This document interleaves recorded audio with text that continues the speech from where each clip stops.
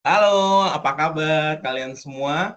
Semoga dalam kondisi baik dan sehat-sehat ya semua. Selamat datang di video debat kelompok Konfusius. Nah, kali ini kita akan membahas problematika mengenai identitas gender melalui kasus dari Lana Wachowski. Beliau adalah salah satu sutradara film The Matrix. Lana sebelumnya juga dikenal sebagai Larry Wachowski, yang kemudian melakukan transisi menjadi perempuan secara terbuka. Oke, sebelum kita bahas lebih jauh, saya akan sedikit bercerita mengenai siapa sih Lana Wachowski itu. Dia adalah seorang sutradara, penulis skenario, dan produser film asal Amerika yang terkenal sebagai salah satu kreator dari trilogi The Matrix.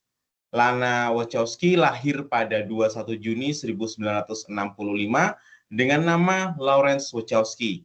Dan pada awal karirnya, dia bekerja bersama adiknya, Lily Wachowski, sebagai The Wachowski Brothers.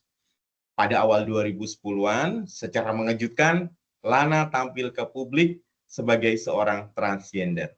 Dia menjadi salah satu figur ternama Hollywood yang secara terbuka menjalani transisi gender.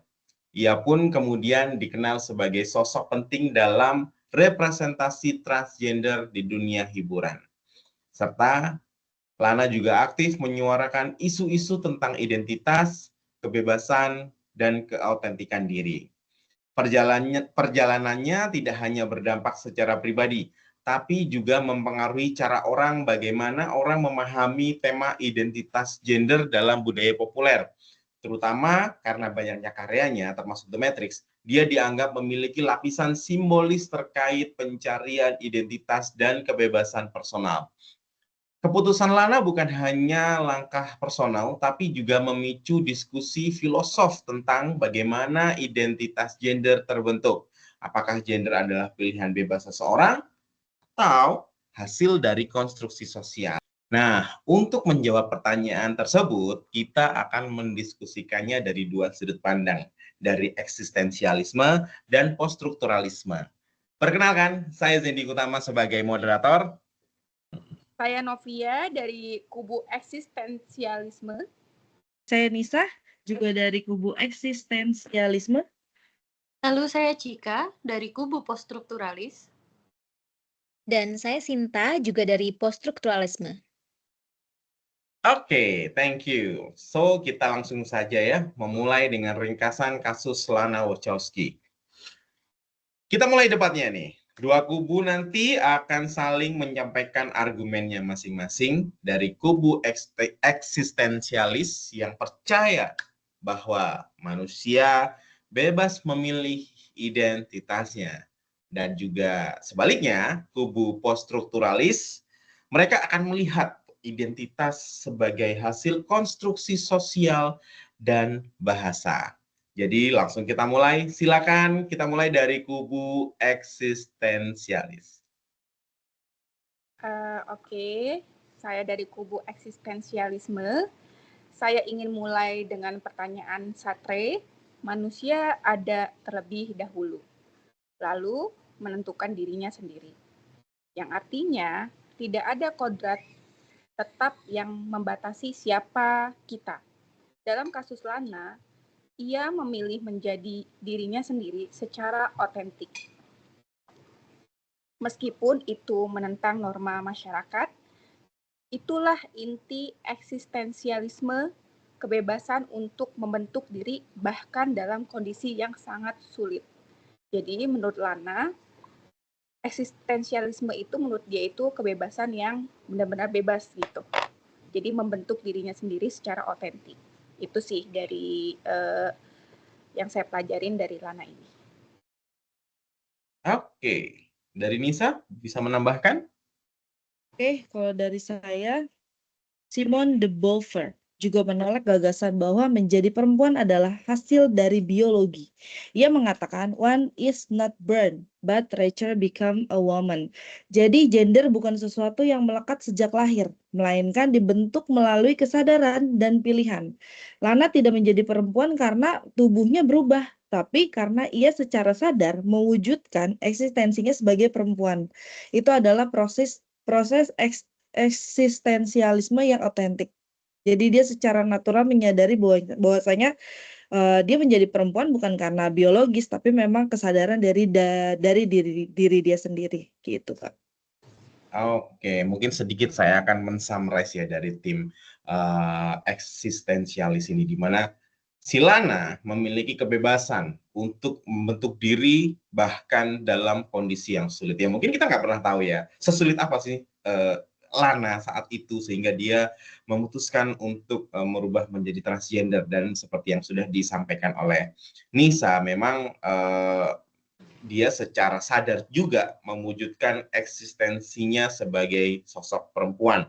Dan ya, itu adalah proses eksistensialis yang autentik. Nah, lalu saya akan melempar nih pada tim prostrukturalis dari Cika dan Sinta. Silakan, bagaimana menurut Cika dan Sinta menanggapi kasus atau journey dari si Lana Wachowski ini? Silakan. Baik, untuk dari kami kubu poststrukturalis, saya dulu yang mulai. Boleh. Menurut saya kita tuh harus hati-hati karena Judith Butler mengkritik ide kebebasan mutlak dalam menentukan gender. Menurutnya, gender adalah performatif. Kita nggak bisa buat menciptakan gender itu dari nol. Tuh. Kita kita pasti mengulangi pola-pola yang sudah ada, seperti ya perempuan dan laki-laki itu sudah ada dari sejak dulu kala. Menurut Judith Butler, Lana itu nggak bisa sepenuhnya memilih identitas. Ia justru bergerak dalam ruang bahasa dan norma sosial yang sudah membentuk apa arti menjadi perempuan. Begitu. Oke, thank you Cika. Silakan dari Sinta, ada yang mau ditambahkan lagi? Oke, thank you Kak Zendi. Jadi kan tadi ada dari Judith Butler-nya. Nah, selain dari Judith Butler, ada juga dari Michael Foucault. Jadi Michael ini menambahkan bahwa identitas manusia itu termasuk gender, dibentuk oleh jaringan kuasa dan wacana.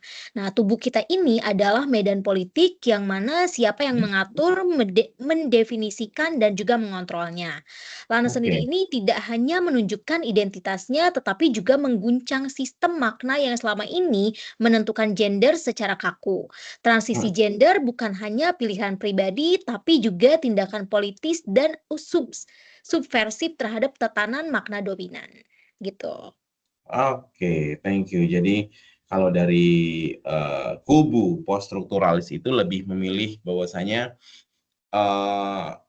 si Lana ini malah sebenarnya tergerak dalam ruang bahasa dan norma sosial yang sudah ada untuk membentuk apa sih arti menjadi perempuan tersebut ya. Lalu juga sudah dijelaskan lagi oleh Sinta mengenai Michael Foucault yang dia menambahkan bahwa identitas manusia termasuk gender itu dibentuk oleh jaringan kuasa dan wacana. Ya memang benar, tubuh kita itu memang medan politik. Jadi siapa yang mengatur, mendefinisikan, dan mengontrolnya. Oke, wah semakin panas ini ya. Silakan mungkin dari tim atau kubu eksistensialis, ada yang mau disanggah lagi mungkin?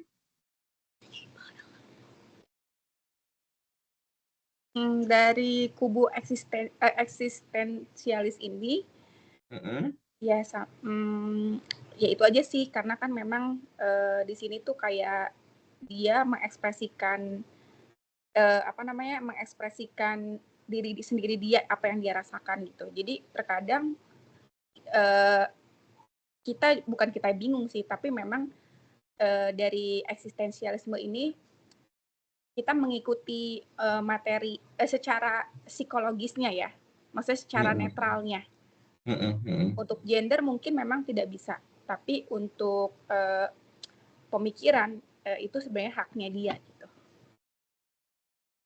Kita nggak bisa mengontrol pikirannya dia gitu, intinya kayak gitu. Oke, dari kubu eksistensialisme, kalau menurut kami Kalau semua ditentukan oleh struktur sosial, lalu apakah tidak ada ruang bagi individu untuk memilih?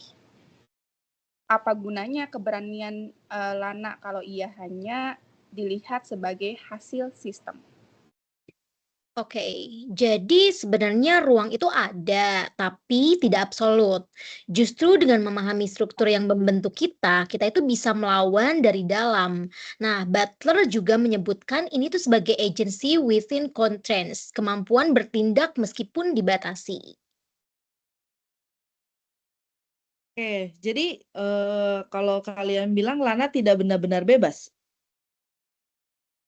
Menurut saya bukan tidak bebas, tapi kebebasan itu selalu berhadapan dengan norma. Bahkan ketika Lana melawan, ia tetap memakai bahasa dan simbol yang sudah tersedia. Itulah mengapa identitas itu tidak pernah murni individual. Oke, menarik ya. Masing-masing statement dari tim eksistensialis dan prostrukturalis gitu. Menarik banget ya. Jadi di sini ada dua posisi kuat ya. Eksistensialis menekankan kebebasan memilih diri ya, dan dari sisi poststrukturalis mengingatkan bahwa diri kita itu dibentuk oleh sistem makna yang kompleks. Oke, sekarang mungkin bisa langsung saja masuk ke bagian penutup ya. Jadi dari diskusi ini kita bisa menyimpulkan bahwa identitas gender bukan hal yang sederhana. Rumit memang ya. Dari eksistensialisme memberi penekanan pada kebebasan individu bahwa manusia harus bertanggung jawab atas siapa dirinya. Sementara dari pihak atau dari kubu poststrukturalisme mengingatkan bahwa gender tidak bisa dipisahkan dari struktur sosial, bahasa, dan kuasa. Dalam kasus Lana Wachowski, kita melihat bagaimana pengalaman personal bisa menjadi tindakan filosofis dan juga politis. Ia bukan hanya menjadi dirinya sendiri, tapi juga menggugat sistem makna yang membatasi cara kita memahami gender. Dan pada akhirnya, mungkin yang paling penting adalah kesadaran bahwa identitas itu bukan soal benar atau salah, melainkan soal menjadi, memahami dalam kebebasan, dalam bahasa, dan dalam keberanian. Terima kasih, sampai ketemu di sesi selanjutnya. Thank you. Thank you. Terima kasih. See. Thank you. Terima kasih.